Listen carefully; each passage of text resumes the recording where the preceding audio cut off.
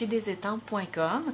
Aujourd'hui, je vous montre comment recharger vos marqueurs Stampin' Write.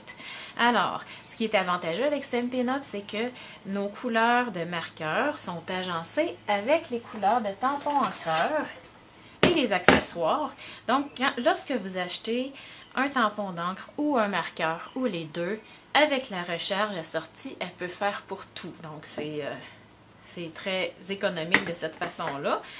Quand on veut recharger un tampon d'encre, tout simplement, on vient ajouter quelques rangées de gouttes comme ça.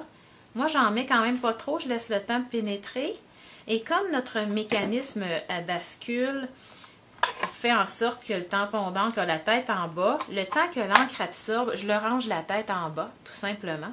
Et ça ne prend pas grand temps, 5-10 minutes. Après ça, je peux le mettre en position habituelle. Le but de cette vidéo rapide-là, aujourd'hui, c'est de vous montrer comment recharger vos marqueurs.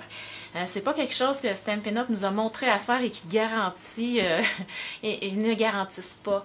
Il faut faire attention quand même à notre pointe, ok? Alors, vous avez deux pointes à votre marqueur, la mini pointe et la pointe plus large ici. Ce dont vous allez avoir besoin, ce sont des pinces. Ça peut être des pinces à sourcils. Mais moi, j'ai des pinces ici avec des bouts un petit peu allongés et fins. Ça va très, très bien. Donc, ce qui est important de savoir, c'est que la mine, elle est fragile. C'est quand même pas quelque chose qui est très compact. C'est assez moelleux, assez souple. Donc, c'est d'autant plus fragile. Bon, ce que je fais, j'ouvre ma recherche pour qu'elle soit prête. Je viens tout simplement placer ma pince délicatement à la base et je tiens.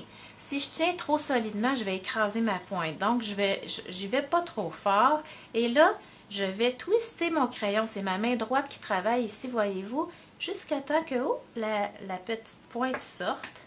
OK, je peux la laisser comme ça. Et là, je viens mettre 3 ou 4 gouttes de recharge, pas plus, ok? J'en ai déjà mis une dizaine, douzaine. Mon crayon il a coulé pendant à peu près 6 mois et c'était du brun pépite de chocolat, donc on s'en souvient longtemps. J'y vais avec 3-4 gouttes, ok? Si vous en avez besoin, vous allez le voir après, vous pourrez en rajouter. Je reprends à peu près à la base. J'insère doucement et là je twist, c'est ma main droite qui sort, vous allez voir il y a des gouttes qui sont portées à remonter, c'est pour ça qu'il ne faut pas en mettre trop.